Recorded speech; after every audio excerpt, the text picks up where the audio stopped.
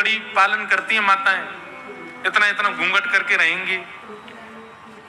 यशोदा मैया की आयु भली 80 वर्ष की है, परंतु अभी भी यमुना जल भरने जाते हैं घूंघट करके जाती हैं। क्यों? अरे भाई इतने सारे लोग हैं बाहर, कौन कौन पुरुष बैठे होंगे, सबके सामने थोड़ी भाव से जाती हैं। अब मैया जाती है यमुना जल भरवे, लाला रोवे, मुंह में ले चल मैया, मैं चलूंगा, मैं ना रह रो, धरती पर लेट जाए। तो यशोदा मैया के अच्छा कर, एक काम कर लाला, मैं तो मटकी पकड़ूंगी तो तेरा ध्यान कैसे धरूंगी, तो एक काम कर तू मेरी साड़ी को एक छोड़ पकड़ ले, तो या को पीछे पकड़ के चले कर।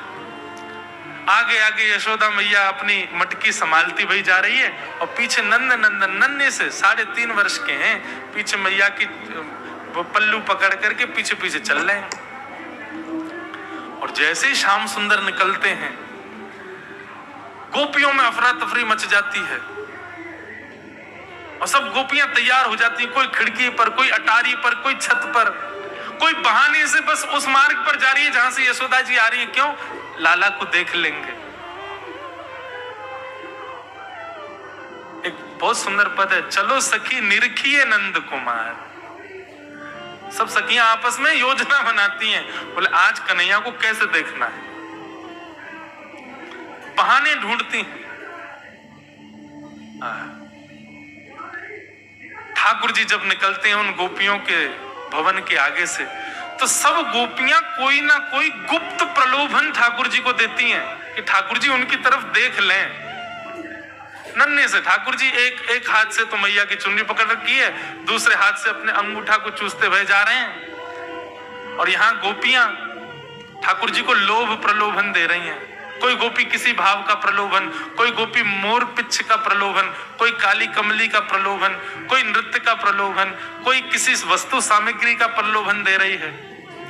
परंतु एक गोपी क्या करती है, धौरी गैया का दूध काट करके बढ़िया उसको जमा करके वहां को सुंदर मक्खन निकारो है, वह मक्खन को अपने हाथ में लेके स्वयं बाहर नहीं आती है, खिड़की से केवल हाथ बाहर कर ले अपना। अब यशोदा मैया तो निकली, लेकिन ठाकुर जी की दृष्टि पड़ गई वही मक्खन पे। अब लाल जी वह मक्खन को देखें, रुक जाएं, लेकिन मैया को पल्लू खींचे तो चलन लगे। गोपी मक्खन दिखा के इशारों कर रही है, इतको आजा। ठाकुर जी मैया की साड़ी छोड़ दें और वह गोपी के भवन में प्रवेश कर जाएं।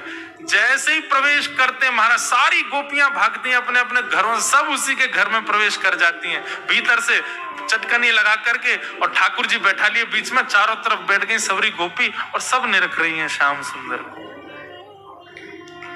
तब ठाकुर जी कहते, तुम मुंह को ऐसे काय को टुकुर टुकुर देख रही हो, मैं तो मक्खन खावे आया हूं, मक्खन खवाओ, मेरी मैया चली गई, मैं शिकायत कर दूंगा। तब गोपियां कहती हैं, अच्छा लाला मक्खन खाएगो? बोले हाँ। ऐसे ना मिलेगो, कछु मोल देनो पड़ेगो तो को। ठाकुर जी बोले अभी कमाई मैं करूं ना हूं, जब कमाई हो जाएगी तब दूंगो। बोले ना लाला तू दूसरा मोल दे दे। बोले कहा मोल दूं बता? बोले काम करने के नाच के दिखाए दे, नहीं नृत्य करके दिखा। नन्हे से ठाकुर जी के नेत्रों में आंसू आ रहे हैं, यशोदा मैया को याद कर रहे हैं, लेकिन गोपियों ने पकड़ रखा, बोले पहले नाच हमारे आगे। देवता आकाश से दंडवत करते हैं गोपियों को, बोले ये त्रिलोकी नाथ है जिसकी भ्रगुटी पर तीनों लोक नृत्य करता है, वो इन गोपियों के सामान्य से मक्खन पर ठुमुक ठुमुक करके नाच रहे हैं। तब रसखान लिखते हैं, ताही अहीर की छोहरिया, छचिया भरी छाछ पे नाच नचायो।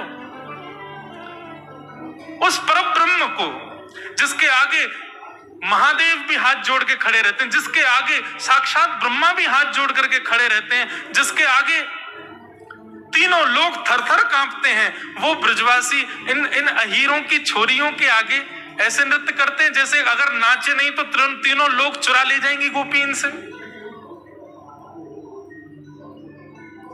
बताओ, इस लीला में ठाकुर जी का यश प्रकट होता है कि ठाकुर जी का प्रेम प्रकट होता है? ठाकुर जी का प्रेम प्रकट होता है। धर्म तो कहता है भगवान को सिंहासन पर बिठाओ, धर्म तो कहता है ऐसा कुछ मत करो जिससे भगवान को तकलीफ हो, लेकिन प्रेम कहता है वो सब जायज है, यहां सब कर सकते हैं। ठाकुर जी को उखल से भी बांध सकते हैं, ठाकुर जी को नचा भी सकते हैं। ठाकुर, अरे कहां तक कहें महाराज, ए ब्रजवासी के ऐसे ऐसे मधुमंगल श्रीदामा ठाकुर जी कोई घोड़ा बना के उन पर चढ़ जाए, और ठाकुर जी की जो दो बहनी मैया दो चुटिया बना दे, वही चुटिया कोई पकड़ ले, बोले चल लाला इसको जहां को चोटी खींचे वहीं को चलियो, और ठाकुर जी चलते। देवता आकाश में खड़े खड़े चिंता करते, बोले कि अरे भैया तुम भगवान के केश खींच रहे हो, तुमको पता है उनका एक रोआ भी टूट गया तो एक ब्रह्मांड नष्ट हो जाएगा वहां का। लेकिन ब्रजवासियों का ये प्रेम है बंधुओं, ये ऐश्वर्य नहीं है ठाकुर जी का। नारद जी ने कहा आपके चित्त को तब तक शांति नहीं मिलेगी जब तक आप ठाकुर जी के प्रेम का बखान नहीं करोगे, प्रेम को प्रकट नहीं करोगे। और उस प्रेम को प्रकट करने के लिए भगवान के प्रेम स्वरूप का स्मरण करो। समाधिनानुस्मर तद विचेष्टितम, आप समाधि लगाओ और समाधि लगा करके भगवान के उत्तम श्लोक, उनके उत्तम लीलाओं का चिंतन करो, और चिंतन करके उन लीलाओं का सुंदर भाव वर्णन करो। तब श्री वेदव्यास जी महाराज ने नेत्र बंद करके चिंतन किया, और वर्षों तक चिंतन करते करते करते करते जो भाव चित्त में प्रकट हो रहे थे, जो भाव मन में प्रकट हो रहे थे, उन्हीं भावों को जब प्रकट करके अवतरित किया गया, उतारा गया, तभी पुराण संहिता, पुराण सम्राट श्रीमद् भागवत की रचना। बोलो भागवत महापुराण की जय। अब समझ आई भागवत जी की रचना कैसे हो। भागवत जी का मूल आधार क्या है? तप नहीं, जप नहीं, योग नहीं, साधना नहीं, नियम नहीं,